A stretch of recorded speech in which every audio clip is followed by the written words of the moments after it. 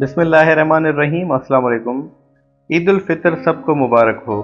ईद की माना खुशी का दिन है। मुसलमान हर साल दो ईदें मनाते हैं, ईद उल फितर और ईद उल अजहा। ईद उल फितर को छोटी ईद या मीठी ईद भी कहा जाता है। ईद उल फितर रमज़ान का महीना ख़त्म होने पर यकम शवाल को मनाई जाती है। मुसलमान हर साल रमज़ान के महीने में रोज़े रखते हैं और रमज़ान के महीने मुकम्मल होने पर ईद मनाते हैं। ईद का चांद नजर आते ही सब एक दूसरे को मुबारकबाद देते हैं और ईद की तैयारी करते हैं।